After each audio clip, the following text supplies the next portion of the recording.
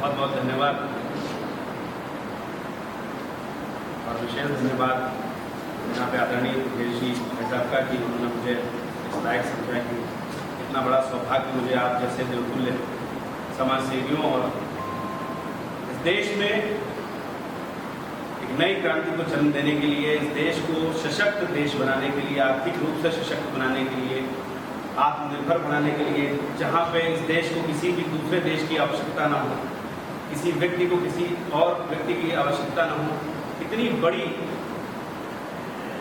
राष्ट्रीय सोच,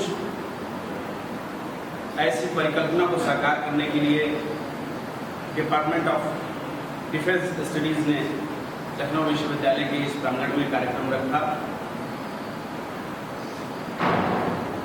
आज के इस कार्यक्रम में उपस्थित प्रोफेसर लाल मैम, जो मिशन शक्ति की कोऑर्डिनेटर हैं गवर्नमेंट ऑफ यूपी की ओर से, और हमारे एक और प्रोफेसर मैम यहाँ पर मौजूद हैं, डॉक्टर शबीना मैम, उनका भी बहुत बहुत आभार।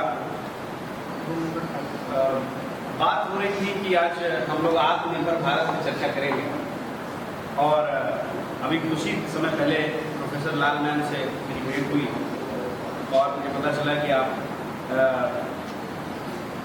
महिला सशक्तिकरण की संयोजिका भी हैं प्रदेश की, और ये बड़ी सौभाग्य की बात है कि आप हम सब के बीच अपना आशीर्वाद देने के लिए आप पर पधारी।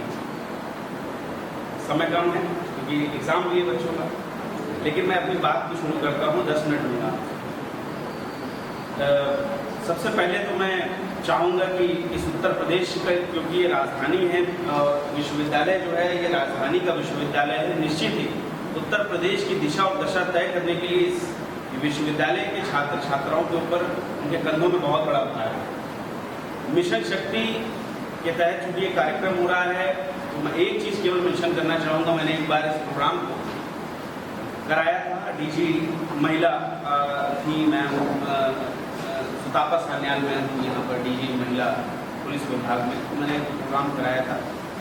हमारी यहाँ पर एनसीसी की बहनें बैठी हुई हैं और स्पोर्ट्स की भी बहनें यहाँ पर जरूर होंगी, जो मार्शल आर्ट से रिलेटेड स्पोर्ट्स को करती होंगी। हमने महिला पुलिस को ट्रेनिंग देने का काम किया। महिला पुलिस ऑलरेडी ट्रेंड होती है, लेकिन उसे सेल्फ डिफेंस अगर कहा जाए कि आपको अपना सेल्फ डिफेंस करना है, तो उसके लिए उनको कोई ऐसी ट्रेनिंग, पुलिस की जब ट्रेनिंग होती है और प्रशिक्षण के दौरान कुछ भी ऐसा नहीं बताया जाता कि आप सेल्फ डिफेंस कैसे करेंगे। फिर आज आवश्यकता है कि जब ऐसा कोई दिन चल रहा होता है महिलाओं के कल्याण के लिए, उनकी आत्मरक्षा के लिए नए नए कदम उठाए जाते हैं, तो वहाँ पुलिस की एक महत्वपूर्ण भूमिका हो जाती है। वे मार्शल आर्ट्स के टीचर्स को देखा जाता है, कराटे, जूडो, कुंफू, अलग अलग मार्शल आर्ट गेम से उनके बच्चों को देखा जाता है, उनके जो ट्रेंड सीनियर प्लेयर्स होते हैं उन्हें देखा जाता है। हमें उनको देखने की जरूरत क्यों पड़े? हमें अपनी महिला पुलिस को भी आत्मरक्षा की ओर केंद्रित करना चाहिए हर जनपद में, ताकि वो जितने भी थाने हैं, थानावार, एक ब्लॉक वार या विधानसभा वार या लोकसभा जो होती है, संसदीय क्षेत्र होती है, उसके समय तालिका एक बनाए पूरे वर्ष का कि हम इतने इतने समय से इस डेट तक 15 दिन हम इस ब्लॉक पे काम करेंगे। हमारे यहाँ मान लीजिए 15 ब्लॉक है या 12 ब्लॉक है, तो हर महीने के हिसाब से एक एक ब्लॉक को बांट दिया जाए। वहाँ पर जो महिला पुलिस की सिपाही हैं, उनकी दल की मेंबर हैं, वो अपने एसएचओ के संरक्षण में, उनकी देखरेख में जो जीआईसी होती है, जो कस्तूरबा गांधी आवासीय विद्यालय होते हैं, जहाँ पे ज़्यादा से ज़्यादा बालिकाएं होती हैं, बहनें होती हैं, उनको हम सेल्फ डिफेंस की ट्रेनिंग दे सकते हैं। इससे न सिर्फ उन्हें आत्मरक्षा का ज्ञान होगा, बल्कि वो उस अपनी पढ़ाई वाली जो उनकी उम्र है उसी समय से समझेंगी कि हमें और भी 4 लोगों की रक्षा कैसे करनी है, उन्हें कैसे सिखाना होगा। उन्हें इसके लिए मोटिवेट करना होगा कि वो अपने गांव में जाएं, अपने मोहल्ले में जाएं, अपने परिवार से इसको शुरू करें। उनके परिवार में 2 बहनें रहती हों तो उन 2 बहनों को पहले सिखाएं कि देखो, अगर कोई इंसिडेंट होता है, कोई अपनी घटना होती है, तो हमें अपने परिवार की भी रक्षा करनी है। कई बार ऐसा होता है कि हमारी माता जी साथ में, हमारी बहनें साथ में हैं, कोई ऐसा इंसिडेंट होता है जब हम बोल नहीं पा रहे होते हैं उस चीज़। हमारी बहनें बोल नहीं पा रही होती हैं क्योंकि वो अपनी माताओं के साथ होती हैं या छोटी बहनों के साथ होती हैं, कहीं किसी आवश्यकता से जा रही होती हैं, तो वो बोल नहीं पाती। लेकिन जब वो आत्मरक्षा के वो गुर सीख जाएंगे, तो मुझे लगता है कि उनको काफ़ी आसानी होगी अपने को सेल्फ डिफेंस यानी आत्मनिर्भर, ये भी आत्मनिर्भर की एक बात मैं कर रहा हूँ। ये अब स्वयं में आत्मनिर्भर रहेंगे, किसी की उन्हें आवश्यकता नहीं होगी कि इन्हें आत्मनिर्भर रहने की आवश्यकता है या नहीं। और अपने साथ साथ अपने गाँव को आत्मनिर्भर बनाएंगी, आत्मरक्षा से उत्प्रोत बनाएंगी वो बहनें हमारी। अगर ये योजना ब्लॉक लेवल पे चलती है, बेसिक शिक्षा विभाग की तरफ से ये चलती है, लेकिन केवल खाना पूर्ति की जाती है, और मुझे लगता है कि जिस भी चीज़ में आपको पैसा मिलने लगता है उसके लिए कोई एक मानदेय शुल्क मिलने लगता है, वो फिर वो चीज़ें नहीं रह जाती जो हमारा 100% वाला होता है योगदान, वो कहीं ढीला पड़ने लगता है कि पैसे तो आ ही रहे हैं, क्या जरूरत है हमें इतनी मेहनत करें। तो पहले हम इसे अपने घर से शुरू करें। और मैं यहाँ पर मैम जरूर उपस्थित हैं, इस प्रकार की एक योजना आदरणीय महामहिम राज्यपाल महोदय इस चीज़ को लेकर के बहुत चिंतित रहती हैं, समय समय पर अपने यहाँ शिविर भी लगवाती हैं, गवर्नर हाउस में ही प्रोग्राम चलता है। तो इस चीज़ को भी लेकर के यदि आप प्रकाश में लाएंगे सरकार की ये व्यवस्था, तो सबसे पहले इसमें लखनऊ विश्वविद्यालय का नाम आ सकता है इसके क्रियान्वयन की शुरुआत के लिए, जो ऐतिहासिक रूप से इस प्रदेश में जाना जाएगा, क्योंकि अब तक किसी भी विश्वविद्यालय में मेरी जानकारी में इस प्रकार का कोई इनिशिएटिव नहीं है। और सबसे बड़ी बात है डिफेंस स्टडीज, ये एक ऐसा विषय है, मुझे हमेशा इसके बारे में आदरणीय दुर्गेश जी भाई साहब बताते रहते हैं, और जो सरकार नए नए कदम उठा रही है डिफेंस स्टडीज डिपार्टमेंट के लिए लखनऊ विश्वविद्यालय में, उनकी भी चीज़ें बताते रहते हैं। और बहुत ही ऐतिहासिक उपलब्धियों के बारे में जब मुझे पता लगता है तो मुझे लगता है कि ऊर्जा और जुझारूपन इस विभाग में व्याप्त है पूरी तरीके से। तो इस स्टडी के बारे में भी लोगों को बताने की आवश्यकता है। इन्हीं बच्चों को हम बताएंगे, यहीं से पढ़ाई के क्षेत्र में भी और आत्मरक्षा के भी क्षेत्र में ये बच्चे बहुत आगे बढ़े। अब उसके बाद बात आती है जिसको लेकर के मैं आज अपना विचार रखने आया हूँ यहाँ पर, आत्मनिर्भर भारत की परिकल्पना को हम साकार कैसे कर सकते हैं। सभी को पता है प्रधानमंत्री मोदी जी ने जब से वो आए तो इस अभियान को और तेज किया उन्होंने, क्योंकि उन्होंने नई योजना लॉन्च करी, जैसे ई कॉमर्स एक योजना लॉन्च करी, आपको शायद पता होगा, बड़ी महत्वाकांक्षी योजना है उत्तर प्रदेश सरकार की भी और केंद्र सरकार की भी। लेकिन ये ई कॉमर्स है क्या? ये ई कॉमर्स डिजिटल प्लेटफॉर्म है, डिजिटल इंडिया के तहत इसको क्रिएट किया गया है। ये है क्या चीज़? इससे आत्मनिर्भर भारत कैसे बन सकता है? कुछ लोग केवल ये मानते हैं कि ई कॉमर्स ऐसा है कि इंटरनेट के माध्यम से हम कुछ व्यापार करेंगे, अपनी चीज़ें बेचेंगे, अपनी चीज़ें एक्सप्लोर करेंगे और उसके एवज में हम कुछ पैसा भी कमाएंगे। तो अब हमारे देश में ई कॉमर्स के माध्यम से गंगा जल भी बिक रहा है, कड़ी पत्ता जिसे मीठी नीम हम बोलते हैं वो भी बिकता है। तो मैं अभी जम्मू गया था, कठुआ, अपने यहाँ पे वहाँ पे एक प्रोग्राम था स्पोर्ट्स का, मेरे फ्रेंड रहते हैं, तो वहाँ पे थोड़ा सा काम करना था सरकार के साथ मिल करके, तो मैं एक हफ्ते के लिए गया। तो मुझे वहाँ के बहुत सारे पहाड़ घूमने को मिले, तो वहाँ पे सर बहुत सारे मीठी नीम के पौधे लगे हैं। मतलब मुझे लगा कि 70% मीठी नीम के पौधे हैं वहाँ पर, जो छोटे पौधे हैं, और जंगल के जंगल है मीठी नीम के। तो मैंने वहाँ कहा कि जम्मू के लोगों को ज़्यादा परेशान होने की जरूरत नहीं है, रोजगार को लेकर के वो परेशान थे। तो मैंने अमेज़ॉन के ऑपरेशनल डायरेक्टर बन के अभी इंडिया में पोस्ट हुए, अभी तक वो CEO थे इंटरनेशनल ब्रांड एंड मार्केटिंग के, आदरणीय साकेत मानसिंह जी। तो मैंने उनसे बात करी, उनको वो आइडिया बहुत अच्छा लगा। तो अभी वो प्लेटफॉर्म वहाँ पे तैयार हो रहा है कि हम उसको प्रिजर्व कितने दिन तक कर पाएंगे, उसको लेकर के काम हो रहा है कि नुकसानदायक ना हो, कितने ज़्यादा से ज़्यादा देश तक उसे रख पाएंगे और उसकी सेलिंग हम देश विदेश में करेंगे। कुछ ऐसी भी नीतियाँ हैं, कुछ ऐसे भी व्यवसाय हैं जिसमें आपका बहुत कम पैसा खर्च होता है। यानी कि अगर एक पैकेट आपने उसमें 10 रुपये का बेचा, मार्केट में वो पैकेट 50 रुपये 40 रुपये का बिकता है, लेकिन अगर आपने उसको 10 रुपये का बेचा तो आपका उसमें केवल 10 पैसे की एक पन्नी लगी जिसके अंदर वो पैक, और 2 या 3 रुपये आप मान लीजिए कि उसके ट्रांसपोर्टेशन पे, उसको प्रिजर्व रखना, सुरक्षित रखना, इस पे लगेगा, लेबर में लग जाएगा। अगर 5 रुपये भी लग गया तो 5 रुपये आपको बचेंगे, लेकिन आपका पैसा उसमें नहीं लगा होगा, आपका उसमें अमूल्य समय लगेगा और बहुत कम पैसा, बहुत कम पैसा। तो इस प्रकार के भी व्यवसाय हैं। जैसे अभी हमारे यहाँ ये फिट पानी रखा है, एक समय था कि फिट पानी कोई पीता ही नहीं था। 2005 में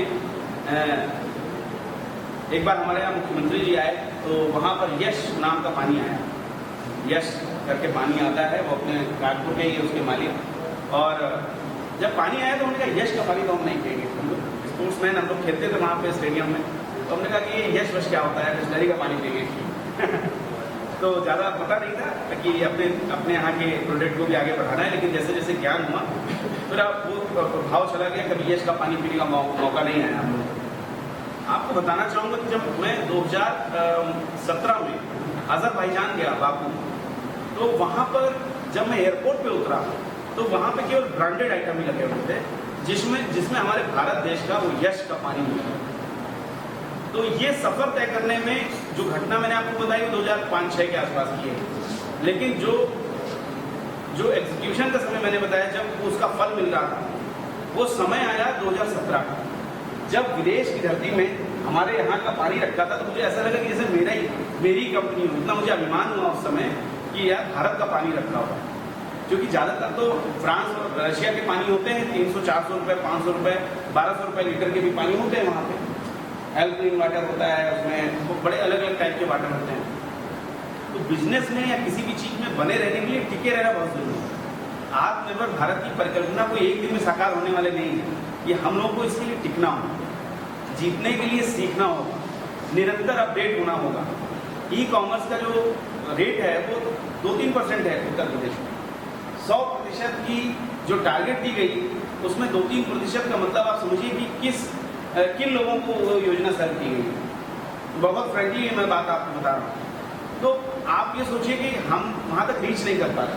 कई बार हम ऐसा सोचते हैं कि गवर्नमेंट आए, वहाँ पर आए और आपकी सीट पे, आपके घर पे, वहाँ पे जाके और आपको इसको सर्व कर दे, भाई साहब आपके लिए ये स्कीम है और ये आप साइन करिए और ये अवार्ड लीजिए। ऐसा नहीं होता है।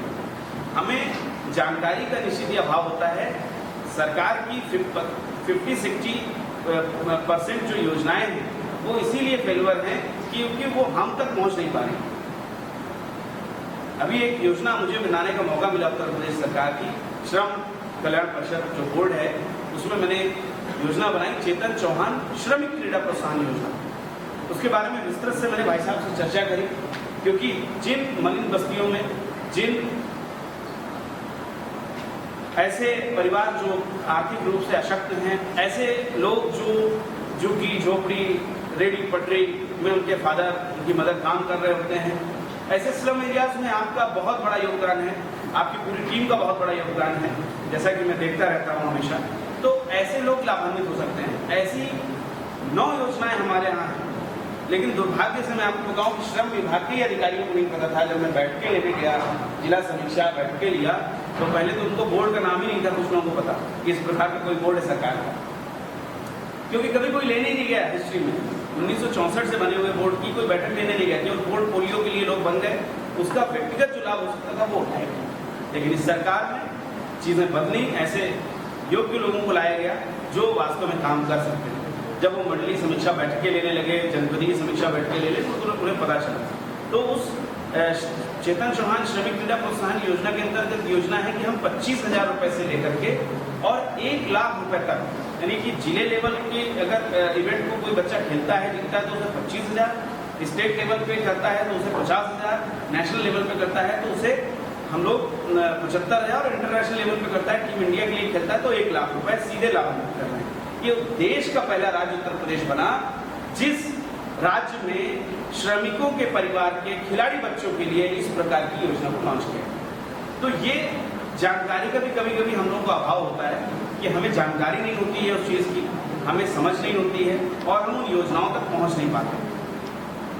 दूसरा, आत्मनिर्भर भारत को बनाने के लिए केवल हमें खुद आत्मनिर्भर नहीं होना है या हमें खुद फायदा नहीं कमाना है, हमें अपने से जुड़े हुए 100 लोगों के बारे में सोचना है। इस देश में कौन लोग व्यवसाय कर रहे हैं। मैंने भाई साहब से, हम लोग एक जगह पे कहीं बाहर गए हुए थे, रास्ते में हमने सफर में भाई साहब से डिस्कस किया इस चीज़ को लेकर के कि क्यों नहीं वैश्विक स्तर की स्पर्धाओं को भारत ऑर्गेनाइज क्यों नहीं करता। AIU की जो all India inter university sports होते हैं वो केवल ऑल इंडिया लेवल पे ही क्यों भारत में होते हैं, क्यों नहीं जो इंटरनेशनल यूनिवर्सिटी गेम्स हैं वो भारत में ऑर्गेनाइज क्यों नहीं होते।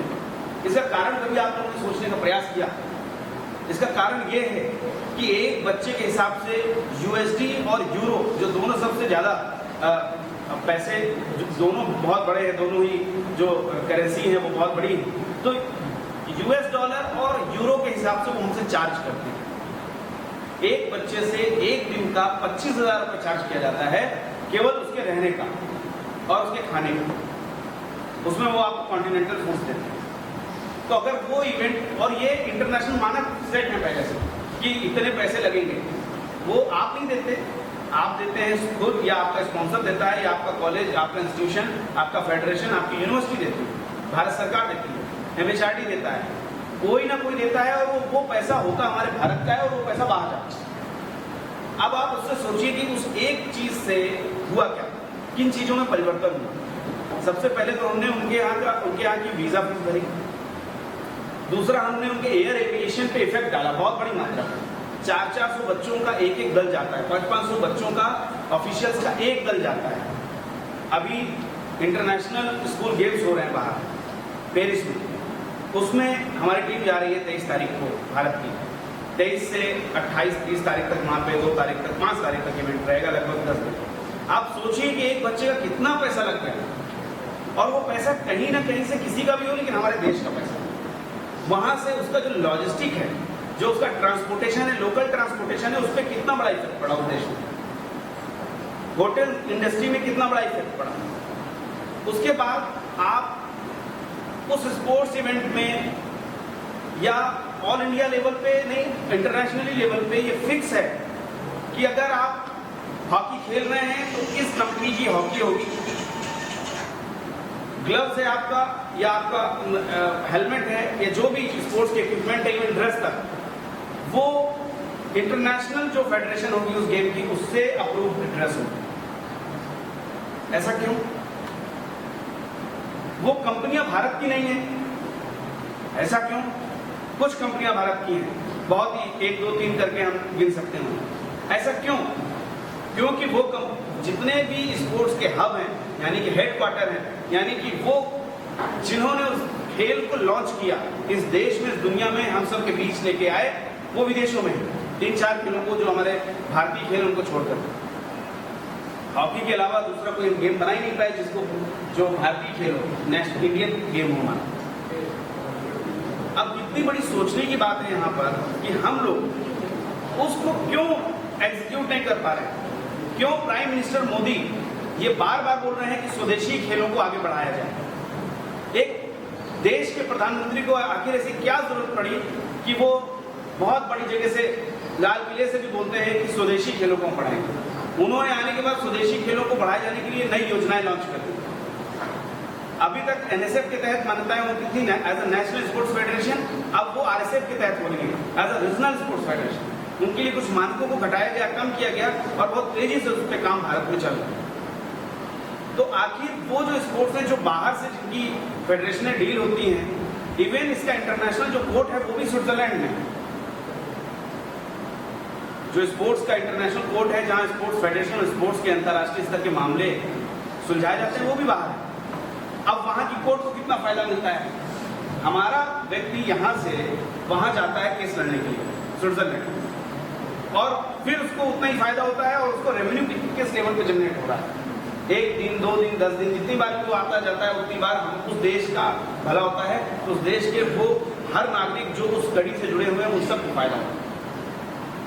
मेरा अपना एक रिसर्च था कि लगभग 1 साल में 650 करोड़ रुपए हमारे देश से बाहर जा रहा है।